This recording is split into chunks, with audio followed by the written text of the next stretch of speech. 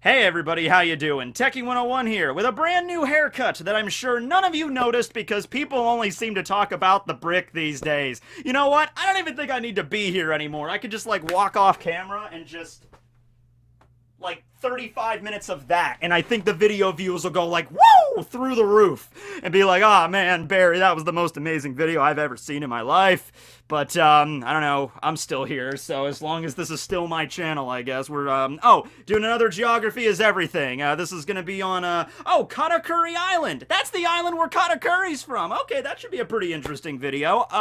Go to the intro.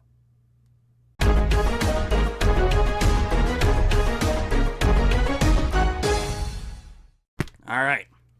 In the depths of the New World, more mysterious than even Raftel or Laugh-Tail Island, whatever we're calling it now, there is an island shrouded in mist and mochi, where the single most biggity badass in the entire One Piece series was born. He was so epic, they named the island after him before he was even born. But then he was, and everyone bowed down before his majesty. They even took the mochi on the island, molded them into humans, gave them life like Jack Frost, and then the mochi human abomination hybrids bowed down before Katakuri. And the donuts, they say the donuts on this island rain down like snowflakes. They love donuts so much, that's all they eat. 3 meals a day. They even created 3 new meals in the day just so they could enjoy donuts even more. Donut time, donut o'clock, and donut mania. And trust me, when you're on that island during donut mania,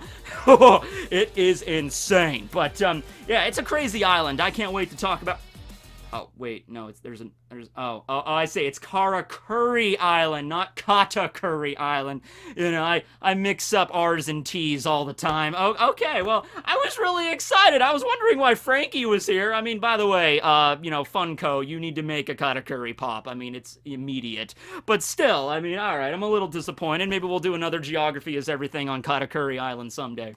Katakuri wasn't even born on an island. He was born on some random boat somewhere. So, Karakuri Island, and the reason it's named that is karakuri is a term, or karakuri ningyo is a thing in Japan referring to mechanized puppets or dolls. Ningyo means puppet or mannequin, and so basically it's like clockwork figurines. You know, you take a figurine, add some clockwork, like some mechanics to it, and, you know, make it move or pick stuff up or move around or dance or whatever. There was like an interest in that in like the Japanese culture, so that's where karakuri comes from, and it's the island where the future land of Baltimore is. The future land of Baltimore takes the kanji for sue, which means future, makes sense. Rai, which can be used as into referring to like future events, like Rai Getsu means next month. Rai Nen means next year in Japanese. It's like a prefix for like the amount of time you're discussing. And then Kuni, just meaning for country, okay?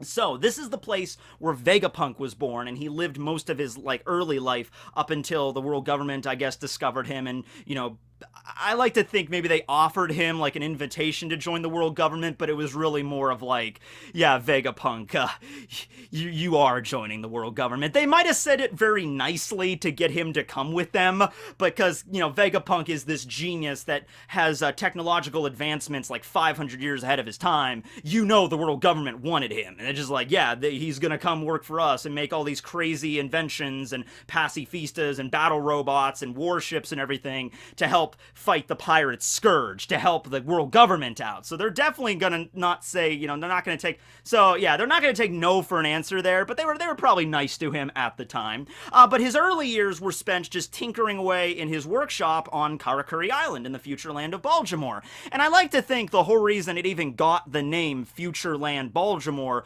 was because of the efforts of Vegapunk. Now, Vegapunk was not the only scientist on this island. Funny, the first time we got to see Karakuri was not during Frankie's little cover story when he got sent there by Kuma. We actually found out about it a few hundred chapters earlier during Eneru's cover story, of all things. It was explained that there was a professor named Professor Skumi that lived on this island. Skumi just refers to moon gazer, okay, because he would just spend his days staring at the moon, but he was also a roboticist, and he created the automata that went to the moon, and Eneru woke up there. So, yeah, it's a very complicated story. Just to give you a quick abridged version version of it. Professor Scoomy creates these 4 little robot dudes. One's like a military soldier from like Vietnam, another one's like a samurai, another one's like a space cadet, and they're just like having this little happy family on Karakuri Island. And one day he's staring at the moon, the professor is, and he's eating crackers, and there's an explosion on the moon, and that scares the professor, and he chokes on his cracker, and he dies, and the 4 automata that he creates feel like they have to go to the moon in order to figure out whatever it was that scared their master into choking.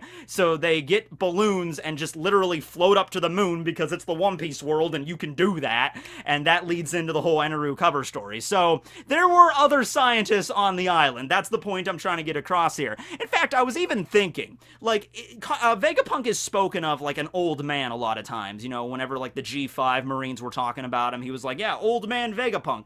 So it's very likely that Vegapunk might be about as old as maybe Garp or Sengoku, maybe like in his 70s, maybe even older than that. He might even be like Haradis, might be like in his 90s, who knows? But even if he is like a pretty old dude, it's entirely possible that maybe there was some other scientists on that island. Maybe there were just like, kind of like how Drum Island is well known for its doctors and medical science research. Maybe Karakuri Island was always well known for its scientific research and development in robotics and everything. It's just that Vegapunk was the one that changed the field. Vegapunk was the one that came along and just had these ideas, you know. It's just he couldn't really implement them, you know, during his time period, and he had lack of money and lack of resources. Just looking at the island itself, you can tell it's a winter island. It's in Paradise, the first half of the Grand Line, and there are these giant, like, bolts. They look like giant nails jutting out of the mountains of the island. That is not a natural phenomenon, something I should probably clarify, because this is the Grand Line. If you see an island with giant spikes sticking out of it, you're not going to immediately assume it's man-made. It could be natural, but no, in this case it is man-made. What Vegapunk was attempting to do there back in his early days was create a geothermal like heating system. You know, putting these giant spikes into the mountain and heating them up somehow, turning the island from a winter island into like a spring or a summer island. You know, so the people there could actually live, you know, more, you know, warming kind of lives. They're not just stuck in an endless blizzard for the rest of eternity. It is kind of a difficult island to get to. You either have to have some kind of ice-breaking ship or a submarine, or, you know, Kuma has to send you there with his Niku Niku no Mi, as in the case with Frankie.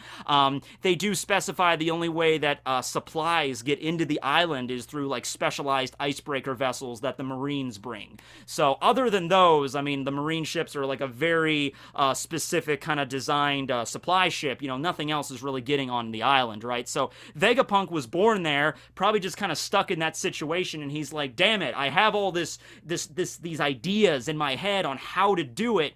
It's just I'm limited by probably money and also just like the technology at the time, like my resources. I don't have enough resources in order to make this work, and probably manpower also. The island is filled with a bunch of cyborg animals, and the reason for that was because Vegapunk needed more help in order to even build the thing to begin with. At the end of the day, he might be a genius. He's just one man. So installing those giant spikes or bolts or whatever you want to call them into the side of the mountain, he needed help with that. So he took some gorillas and some wolves and snakes and lions, and wow, this island has a very diverse fauna living here, you know what I mean? Like, yeah, there's lions and gorillas, oh my. And so he converts all those things into cyborgs to increase their strength and intelligence, and they, you know, also probably to control them, to like, you know, you giant gorilla, help me carry this huge, you know, thing of supplies up the mountain so I can build this, you know, heating apparatus.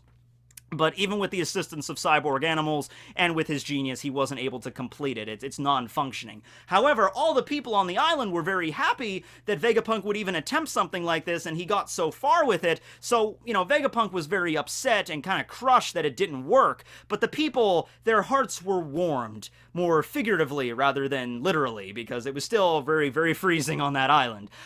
What I think probably happened afterwards, I think maybe then, because he tried to build build this crazy apparatus, that's when the world government got word. Maybe somebody on the island spoke up to the Marines when they delivered the supplies every month or something like, hey, yeah, what's up with those giant spikes on the mountain there? And the citizens were like, oh, that's old Dr. Vegapunk tinkering up there in his lab. He tried to create an apparatus to heat the entire country, but he failed. And then there's like cyborg animals walking around. So I think the Marines eventually got wind of this, went back and reported it to the world government. And keep in mind, because of how isolated this island is, I mean, most islands in the Grand Line are isolated anyway because of all the, crazy weather patterns. You really can't travel from one to another. But in this case with Karakuri, that's even more so because the weather like literally ices you in, entombing you into this island. So I mean, the people on that island, that's just the way they've lived, surrounded by technological advancements. Like, there's, like, mobile walkways, like, conveyor belts and, like, opening slidey doors, like, out of Star Trek, and that's just how they live on that island. So, when the world government hears wind of this, it's normal for the citizens, but for the world government, that's, like, really advanced shit. So they go over, and they probably sweet-talked Vegapunk into being like, hey, this technology here didn't work, but let me tell you, if you come and work for the world government, we got the finest labs in the world, we got all the money you need for your research. If it proves fruitful, money is no object. We're backed by the Tenryu Bito, and they have basically an endless treasure trove, so you can come here and work for us. You have to do what we tell you to and all that stuff. You have to make what we want, but you'll have all the resources you need. I could maybe even see the world government, like, maybe promising Vegapunk, like, hey, you could maybe finish this one day. You could finish this heating device at some point, and then you can warm the hearts of your citizens, both figuratively and literally at that point. So I think maybe when Vegapunk was down and out and sort of like dejected by the limits of his island, that's when he decided to leave. Just from that story that we heard about, Vegapunk seems to be like a nice dude. He doesn't seem to be like it's going to be revealed like he's this evil scientist working for the government. Maybe he might put on an appearance like that, but I think he's connected to the revolutionaries and Dragon and something. I don't think he's going to turn out to be like an absolute evil scientist, creating all the pacifistas to help the world government take over the world. I don't think it's going to be anything like that. So I think, he was feeling down and out. That's when he left the island, boarded up his old lab. All the cyborg animals were still there, and the citizens just continued on their lives with all the devices that Vegapunk and I'm sure the other scientists that live there created. And so he went off to the world government. And we actually have not, even to this day, we don't know what Vegapunk looks like in the story, but he's coming soon. Sure, he's coming soon. Oda said like 10 years ago he'll be revealed soon. So, get kind of a little George R.R. Martin with this, at the beginning of Game of Thrones. Like, the dragons are coming. Oh, trust me, they're coming. It's like, Vegapunk is coming, guys. I guarantee you, he's gonna be revealed soon. If Vegapunk is coming. And just like, okay, decade later, okay, where's he at, Oda? He was mentioned a few times in Wano, so maybe he might show up in the next buffer between the acts of Wano. Who knows? I don't know, I'm just saying. Alright, so this is the place that Frankie got sent by Kuma, and the best possible place for him to get sent because super technology, right? So the first time he lands there, though, it doesn't seem like much. I mean, it's just a tundra, basically, just this winter, swept landscape. He's found by a little kid named Kiton, or possibly a young adult named Kiton. It's different depending on the version. In the anime, he's clearly a little kid, like 10, 11 years old. In the manga, he's like, late teens, early 20s, so I don't know why the anime chose to change that like that, but whatever. And he has a grandfather, and we don't know the grandfather's name, and also Taro, a cyborg dog that has the number 28, because all cyborgs in One Piece have numbers on them, even the ones that aren't all connected. Like, there's cyborgs that work for Kaido that have the numbers, Frankie numbers himself, even though they're all separate kind of things, not related to one another, they all do the same basic number scheme. I don't know why. So, yeah, he figures out he's on Karakuri, he gets chased around a little bit by the animals. In the anime, there was that extra thing where they didn't have cola on the island, so they had to put like tea in him, like Darjeeling tea, and that made Frankie turn into a high-classed British gentleman. That says super flavor. So that was pretty funny. Out of all of the anime changes to the Straw Hat cover series, just to expand out the episodes a little bit into the filler, I liked Frankie's the most, because it was pretty funny seeing him as a British gentleman and having him talk like that. That was pretty good, right? Well, eventually he turns back to normal, right? And they discover Vegapunk's lab. He's like, okay, giant lab. It's all boarded up. Now, despite the fact it does look like an abandoned shack, inside at least it is still up and running. You know, you just walk in and technologically advanced. I mean, maybe Vegapunk invented the Roomba, you know, just to go around and vacuum the place up, make sure all the dust is taken care of. And the Marines do keep an eye out for it because they know all of the important shit that's inside of Vegapunk's lab. They can't just have a random pirate. I mean, it's very unlikely pirates would make it to this island, like I said, with all the ice, but they still keep an eye on it because anybody breaking into the lab, like even if it's just a citizen on the island, you can't have them break into that place and steal all their crap. You'd think that there would be like, okay, the government would go in and clean up everything to make sure, you know, like, or, you know, make sure to move everything from this lab to Vegapunk's new lab, probably located under Marineford in like a bunker or located in Marijois, wherever Vegapunk's main lab is right now. You'd think that the Marines would make sure to move everything from his old one to his new one, but they don't. They just kind of boarded it up and everything's in there, still operational, including a self-destruct button capable of obliterating the entire mountain and sending the entire island into just a burning Pompeii apocalypse hellscape. But what are the odds anybody would push that? Oh, right, it's Frankie. Boom, boom, boom! And so, that right there, you know, One Piece, you know, there's really good comedic elements to One Piece, but let me tell you, there are few moments in One Piece that, made me, like, straight up, like, just let out a big hearty gut laugh and just, like, double over of how hilarious it was. And, I can actually remember the exact like chapter that was released in, and when I read it, I was camping with my dad and his girlfriend and their family. I was camping that week, and I somehow managed to get enough internet on my phone to read the new One Piece chapter when that came out. And I got to see the like Frankie doing the thumbs up, like ha, and I remember, like, because I had really shitty internet, it was like taking forever to load, but I remember getting to that page and just laughing my ass off because that was so funny. Like, they tell him before they go in, like, Frankie, whatever you do, we hear there's a self-destruct mechanism in the lab. Just make sure you don't press it. And Frankie's like, come on, guys, why would I do that? Come on, why would I press a self-destruct button? That's the stupidest thing ever. Why would there even be a self-destruct button?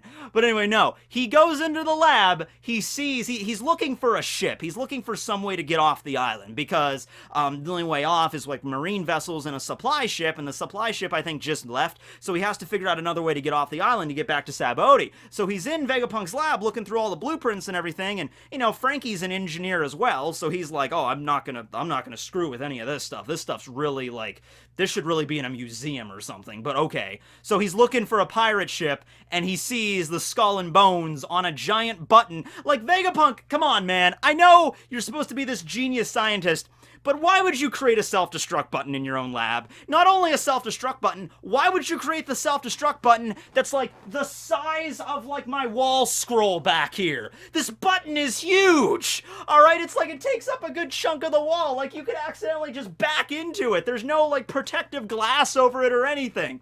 So Frankie sees it and he's like looking around. He's like, oh, skull and crossbones. Oh, this must unlock a pirate ship or something. Click. Boom! Whole mountain explodes. Frankie's in the background like, super, guys. I caused the equivalent of like a huge, just like I said, like Pompeii, like, you know, the freaking mountain erupting, you know, just there you go. You know, some people died in that, you know, in that accident, right? Frankie survives, though. Frankie survives. He gets all the skin burned off of him, and he looks like a freaking, you know, zombie afterwards, like, super need cola, you know, which, by the way, that also speaks a lot about Frankie's design. Like, when he got hit by the sea train and he was remodeling his body, we already know he could remodel every part of his body except his back because he couldn't reach it, but just look at that. He's got metal under his face, under his chest, under his legs and arms. That means Frankie, the way that we found this out canonically is that Frankie, like, what, ripped off his own face, replaced it with metal, and then pasted it back on? Like I said, Frankie has to be the best doctor in the world in order to make this work without getting a horrible, you know, septic infection or whatever. But anyway, yeah, we get to see his, like, robotic body underneath. Probably the only time in the story where we're gonna see that much of robotic Frankie. I mean, unless Frankie goes up against a Kainu at some point, and a Kainu, completely roasts off all of his skin, and you just see, like, 100% robot Frankie. Actually, I do kind of want to see that, because we've seen Frankie, like, he can, make synthetic skin. He's like the Terminator or something, because his skin was blown off. So, and next time we see him during, the return to Sabaody after the time skip, he's got his skin back. It's like stitched up and stuff, so he made a new synthetic skin suit to put over. Frankie's actually kind of terrifying when you think about it. He is a Terminator, basically. Luckily, he didn't destroy the entire lab. There were 2 sections of Vegapunk's lab. He blew up the one that was, like, on the surface that had all of, like, the way he puts it, like, there's devices to improve people's quality of life, like a Roomba or something like that, like a refrigerator that could, like, walk to the living room and open up a beer for you. Those are the kind of devices that Frankie blew up. The world is kind of, lost without that kind of stuff, but whatever. The lab underneath that, when he blew up the first lab, that opened up a corridor to the new lab, and the new lab underneath in this, like, blast-proof bunker was all of the weapons. This is where he built all the cyborg animals. This is where he did research into devil fruits. This is where he did research into building, like, pacifistas. And, like, after studying there for 2 years, Frankie developed the freaking, radical beam, the laser that the pacifistas have. So he was working on all that battle stuff underneath. Maybe he was embarrassed by it. Maybe he was, like, working for the world government maybe a little bit before he left the island. They were contracting him to work on stuff, and he didn't want the citizens of the island to know he was working on, like, weapons and stuff for war. So maybe he had the lab up front. Maybe that was, like, open to the public. Maybe people could walk in and see all of the stuff that old man Vegapunk was building. Maybe he built little Karakuri Ningyo puppets, and they're just dancing around, and underneath he's working on, like, ballistic missiles and nukes and shit. Maybe that's the case there. So that's where Frankie effectively lived for 2 years, just perfecting, himself, giving himself upgrades, turning him from the BF-36 to the BF-37. This is where he built the FRU-4 and the Brachiotank 5, merging them together with the new invention of Wapo metal to create the Iron Pirate Frankie Shogun, and probably built Franken down there, and that's where he did all that stuff. He got a lot of stuff done. I like to think, maybe about 6 months to rebuild himself and get everything back and up and rolling, and then the next year and a half to work on the Brachiotank and the FRU-4 and the, the combiner robot that he created. Oh, and also, in the meantime, until he could create a new flesh bag to hide in, that sounded really bad, particularly bad considering we're talking about Frankie here. He creates, he doesn't create, he finds this old tiger rug laying around because Keaton and his grandfather, they were scared every time they looked at him, like, because Frankie's burnt off face looks kind of horrifying. So he's like, well, hold on, what about this? And so he finds this old tiger rug and throws it on him. And it's still kind of scary, but less terrifying than his original face. So they're like, yeah, that kind of works. So Frankie goes to throw some wood on the fire, and the rug gets lit up. And then he's like this burning beast, and he goes running out of the lab screaming like, I'm on fire! And the Marines that came to the island to investigate the first explosion, the Nightmare of Baltimore, are now... imagine a bunch of Marine soldiers one dark, scary night. It was in the middle of a blizzard. You just heard the wind blow. Sir, I think I hear something. What is it?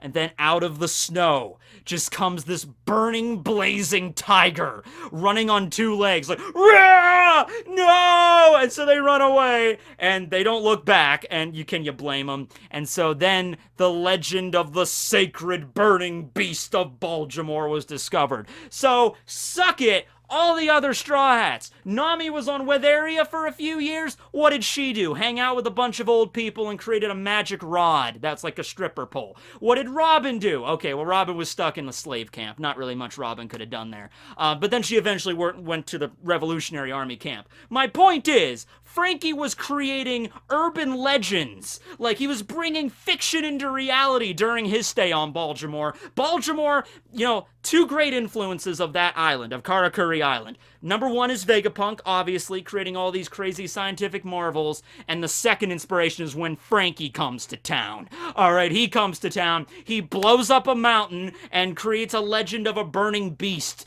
that the people of Baltimore will, for centuries, talk about in reverence. Alright, there's probably a statue of him somewhere as like a burning tiger on Baltimore, and they probably worship him as a god right now.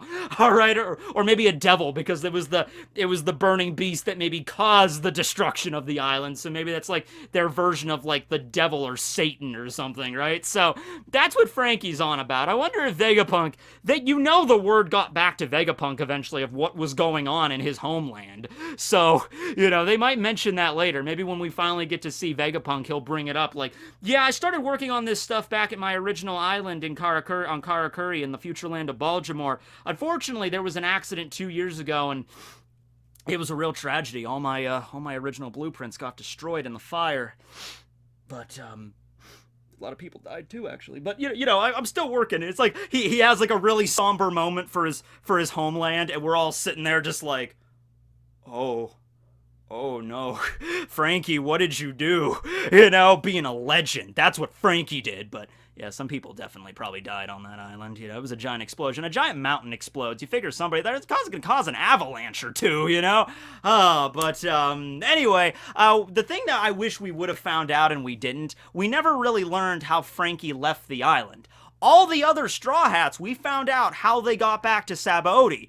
Zoro and, Perona, left, Muggy Island where, Mihawk was living and Perona guided him. Chopper took the giant bird from the Torino Kingdom. Robin had the help with the revolutionaries. Luffy, of course, had Boa Hancock and the Kuja Pirates. Sanji got there from the Okamas at the Kamabaka Kingdom. They sailed him back to Sabaody. Brook got there because of his concert tour. I think Anami got back because Weatheria literally is a sky island. It travels on the wind, so they just eventually, sailed it back to Sabaody. My Usopp got back because him and Heracleson had those giant beetles that they just fly back to the island. We never found out how Frankie got back. Now, that might just be because it's obvious. Frankie is a shipwright. He even mentions, I think it was in the filler, but he still mentions, like, I could build a ship, but that's going to take too long. This was before he knew there was a 2-year, gap. That's before he saw the 3D2Y message. This was back when Frankie had to get off the island as quickly as possible to help out Luffy because his brother died, and he's like, I got to get back to Sabaody. I got to help out my bud. And he's like, well, I could build a ship. I could build an icebreaker or a sub or something to get out of here, but that'll take too long. So he probably just built his own ship. Okay, that's fine, but where did the ship go? Frankie is not the kind of guy that would build a ship, travel to Sabaody, and just give up the ship. I'm thinking it could either possibly be the Iron Pirate Frankie Shogun, Battle Frankie 38 that he created, and that was just capable of, being a ship on its own. Like, maybe it's like it's a robot in the fighting mode, but maybe there's like a Transformers version, like, Transformers, more than meets the eye. Frankie is an awesome hentai guy. And so the Battle Frankie, I keep saying Battle Frankie. Battle Frankie's just the name of the models. The Frankie Shogun turns from a robot mech into like a submarine. Because it could probably do that. I mean, it's Frankie. And then he just got into that and piloted that back to Sabaody. You call into question his navigation skills a little bit, but not a big deal. Maybe he invented GPS. Once again, it's Frankie. I would be fine with that. So, yeah, either that or in the unoccupied docking station in the Sunny, there is another boat. But I'm thinking it was probably just the Iron Pirate. That's how he got back. And we just haven't seen it transform into the sub mode yet. But it probably could. I mean, it looks like it could be a sub if it really needed to be, all right? So anyway, yeah, that's Karakuri Island in the future land of Baltimore. Probably not going to see much of that place anymore, but Vegapunk is going to be coming up in the story eventually, and we're going to find out a lot of stuff about him. So, thanks for watching, everybody. Hope you enjoyed. Good job, Barry. You helped us out. You carried the globe on your head once again. All right. Have a good one, everybody. Tekking signing out.